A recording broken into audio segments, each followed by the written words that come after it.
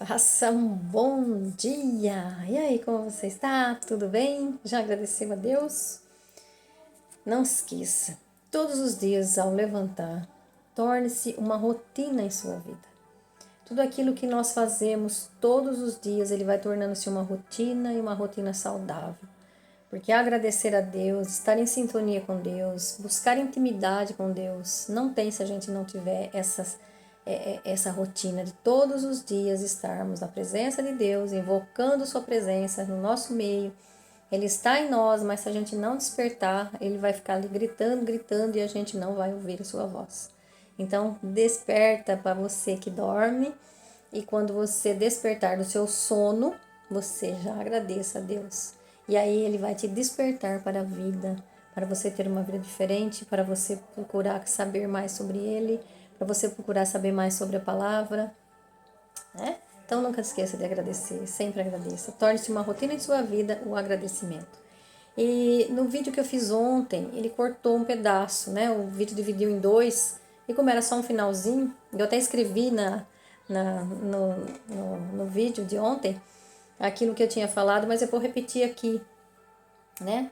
Porque quando eu estava falando que a gente tem que ler a Bíblia, porque a Bíblia ela foi escrita sim por mãos de homens, mas foi inspirada pelo Espírito Santo, porque jamais um ser humano teria condição de escrever o que está na Bíblia e essa revelação toda que nós estamos tendo hoje através, se não fosse através do Espírito Santo. Então é isso que eu estava dizendo, né? E por que a gente busca cada vez menos, as pessoas cada vez menos se interessam por ler a Bíblia, se interessam pelas coisas de Deus? Porque o inimigo não quer que você busque, você não quer que você aprenda, né? Então, porque com a palavra você consegue expulsar. Aí eu dizia que em Tiago 4,7 diz assim, ó, sujeitai-vos, pois, a Deus, ou seja, esteja sujeito a Deus, obediente a Deus, mas mesmo assim resisti ao diabo e ele fugirá de vós. Não basta só você ter a fé em Deus, acreditar em Deus, mas você também tem que estar resistindo às tentações, resistindo às coisas desse mundo, para que você possa fazer com que o Satanás, o diabo, o inimigo de Deus, fuja de você. Então, lá em Tiago 4,7, vai lá ver depois, que é interessante. E também a gente vê que Jesus venceu as tentações, lembra tentações do deserto? 40 dias, 40 noites sem comer. Depois, quando ele para o jejum dele, o que acontece? Imediatamente vem o Satanás. Para quê? Para fazer as tentações dele. Para fazer com que ele vença as tentações. E aí, tudo aquilo que nós falamos no vídeo anterior, né? Que vocês já ouviram. E aí, então, eu digo que isso está em Mateus 4, de 1 a 11. Vai falar todas as tentações de Jesus. E no final, a última tentação, ele vai dizer através, todas as tentações ele vai dizer através da palavra. E na última ele fala, afasta-se de mim, né? Retire-se de mim, porque somente a Deus a gente deve adorar. E aí o Satanás, ele foi. Então ele tinha sido expulso do céu, mas da terra ninguém tinha expulsado. Porque da terra só tinham dado poder para ele. Cada vez que você se deixa levar pelas coisas do mundo, você está dando poder ao Satanás, poder ao inimigo. E aí você vai enfraquecendo Deus que está dentro de você. Por isso eu disse essa rotina da gente orar, da gente fazer as orações. Então essa é a nossa verdadeira oração, né? Orar para que a gente consiga expulsar o inimigo de perto da gente. E as nossas orações têm que ser assim. Afasta-se de mim, Satanás, porque aqui você não tem lugar. Você não tem lugar na minha família, na família dos meus filhos, na família das minhas filhas. Não tem lugar aqui na terra. Aqui é eu e Deus, e você não cabe aqui. Então aqui sou eu e Deus, né? E você não cabe aqui. Por isso é importante a gente estar sempre sabendo da palavra, para que com a palavra, assim como Jesus fez, Jesus expulsou Satanás da terra com a palavra. Ele nunca tinha sido expulso da terra, Jesus o expulsou. E aí eu disse também para a gente cada vez mais buscar por sabedoria, né? Essa sabedoria que vem da palavra, essa sabedoria que vem da Bíblia. E essa palavra de sabedoria, a gente tem que procurar ter ela, sabe, em Provérbios, no capítulo 3, versículo 13 a 14, vai nos falar da importância de ter sabedoria e o quanto a sabedoria vale pra gente, né?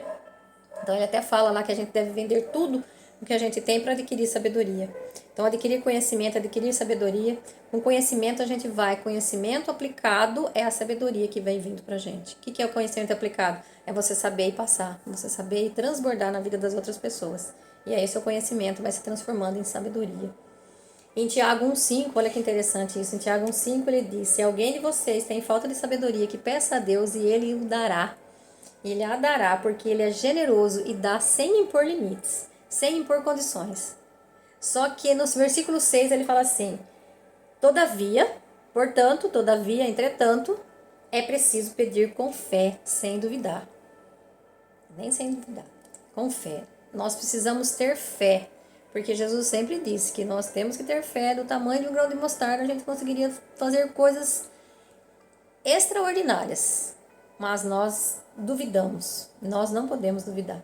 E por isso, pedindo cada vez mais para Deus nos dar sabedoria, para a gente conhecer a palavra, e aí a gente vai tendo mais fé, porque a gente vai acreditando e vai vendo as mudanças que vai acontecendo na nossa vida. E a gente fala, só pode ser a mão de Deus. Não é possível que eu mudaria sem ter Deus na minha vida. Certo? Então hoje nós vamos continuar, então, mais um pouquinho, né? Do capítulo 12, que tá difícil de terminar esse capítulo. Ele é muito rico, né? Então é difícil mesmo de a gente terminar, e é por isso que eu não quero passar muito. Eu quero deixar ele bem claro, assim, para que a gente possa ter uma visão melhor, né? Do Apocalipse, principalmente desse capítulo 12. Então aí no capítulo 12 a gente viu, e eu até voltei um pouquinho falando da herança lá atrás, né? Do Satanás que ele vai, o dragão, né? Que vai atrás do filho e tal. E o filho é expulso do céu, mas ele vem para a terra. E quando ele vem para a terra, ele fica irado. Por que ele fica irado? Porque ele tem pouco tempo. Ele tem pouco tempo da onde? Da vinda de Jesus, da primeira vinda de Jesus, que ele veio para trazer a salvação, para a segunda vinda de Jesus, que é quando ele vai voltar agora para levar aqueles que foram salvos. Então, nesse período que ele tem, é pouco tempo. Se a gente for ver o período da humanidade toda, é pouco tempo. Por quê? Porque ele está prestes a voltar. Jesus está prestes a voltar, não tenha dúvida disso. Não tenha dúvida disso. Que ele está próximo de voltar. Mesmo que ele não volte fisicamente, que a gente veja, mas a gente vai viver, não vai viver eternamente aqui na Terra.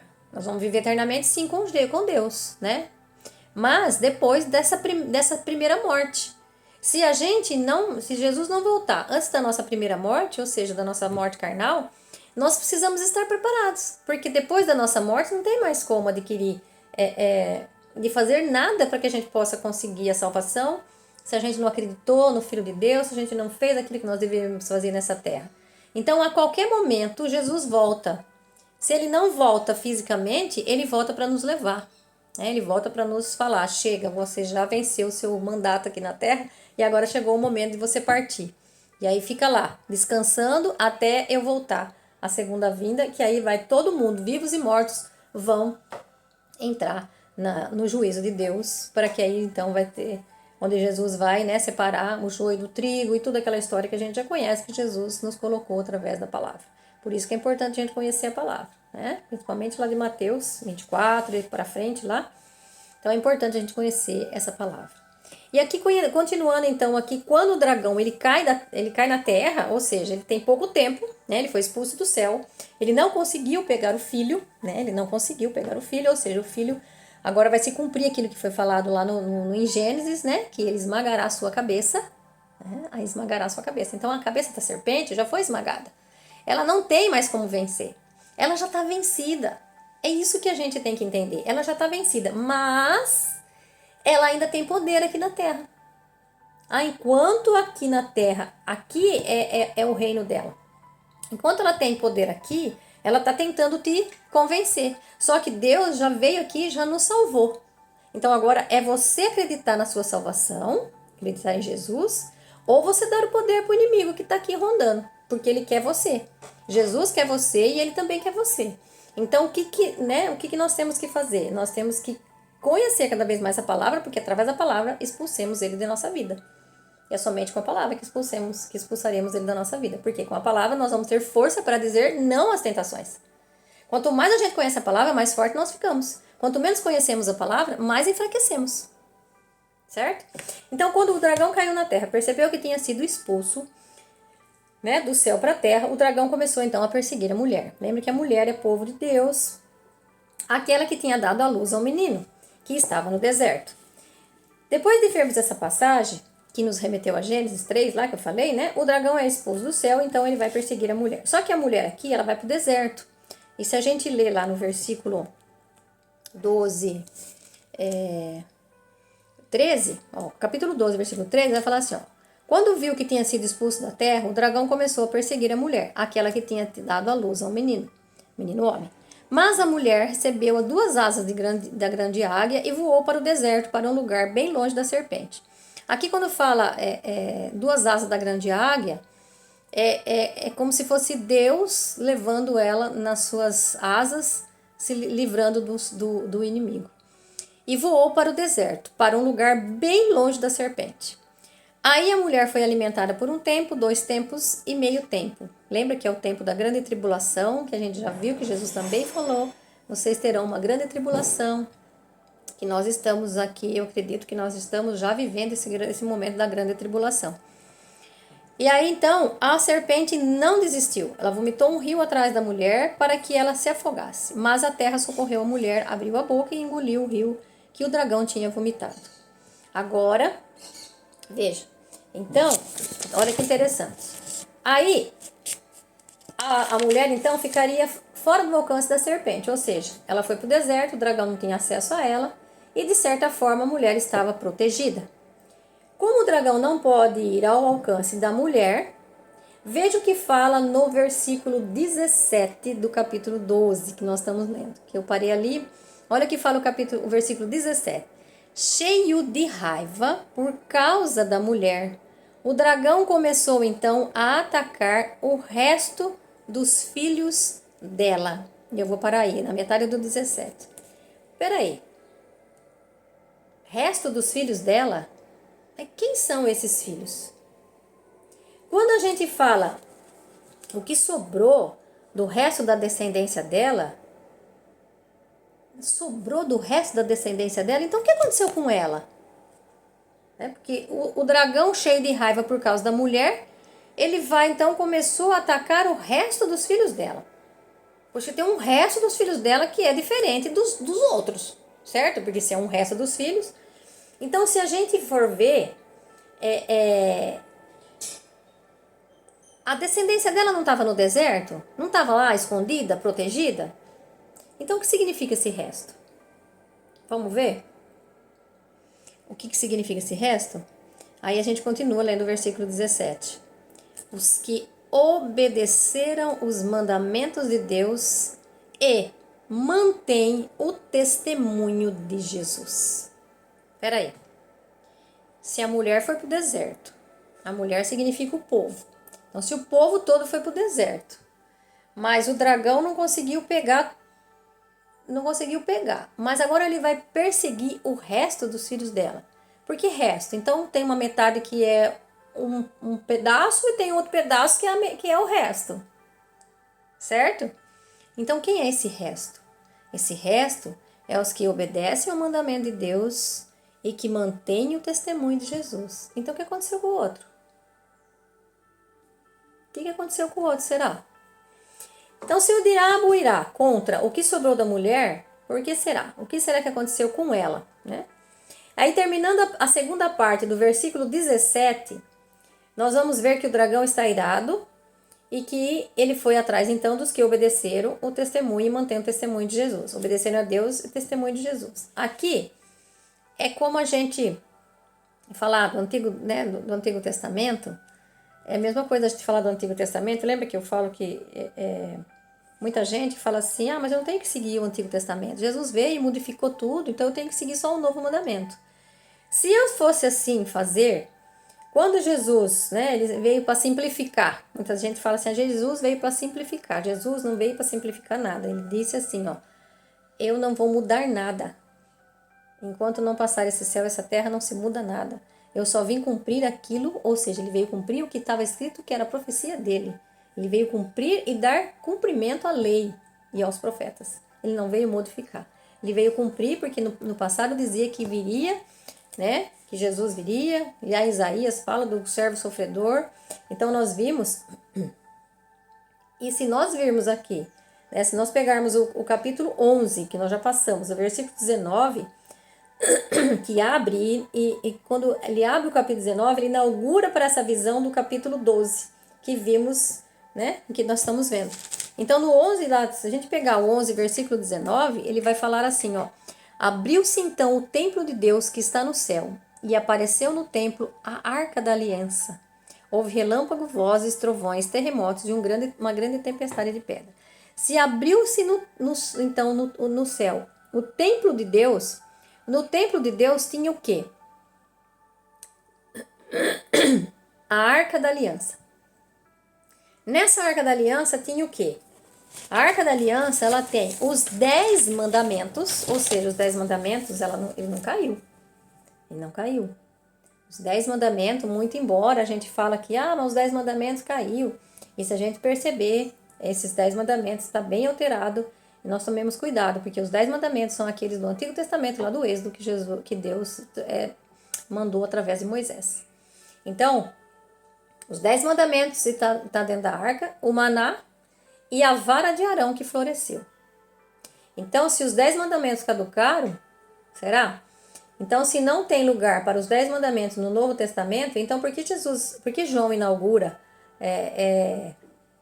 inicia essa visão do grande conflito, ou seja, ele revelou essa visão para a gente, né, com uma cena da Arca da Aliança aberta no céu, e mais ainda, ele não só vê a Arca da Aliança no céu, como ele qualifica o restante da mulher como sendo os que guardaram, né, os que guardam os mandamentos de Deus, né? Eles qualificam ali no 12, lembra que nós vimos lá o 12:17, acabamos de ver? Ele fala assim, o dragão então ficou irado e saiu para perseguir o quê? Os que obedecem os mandamentos de Deus e mantêm o testemunho de Jesus. Veja. Aqui é reforçado aqui isso que nós vemos em Apocalipse, né? O 14:12, deixa eu ver, no 14:12 também vai falar. No 14:12, se a gente pegar, ele vai falar assim, aqui está a perseverança dos santos, daqueles que guardam os mandamentos de Deus e a fé em Jesus. Que aí depois a gente lê, né, o capítulo 12, a gente vai ver que ali também está, na presença dos santos, aqueles que guardam os mandamentos de Deus e a fé em Jesus. Então, guardar os mandamentos de Deus é seguir os mandamentos, aqueles mandamentos que estão lá no Antigo Testamento, que foi dado por Deus através de Moisés, que subiu para pegar os 10 mandamentos. E eles continuam na arca de Deus, que está junto com Deus, no seu trono. Então, os seus 10 mandamentos, eles não caíram de uso, não caíram de linha, tá? E aí são esses que o Satanás está perseguindo.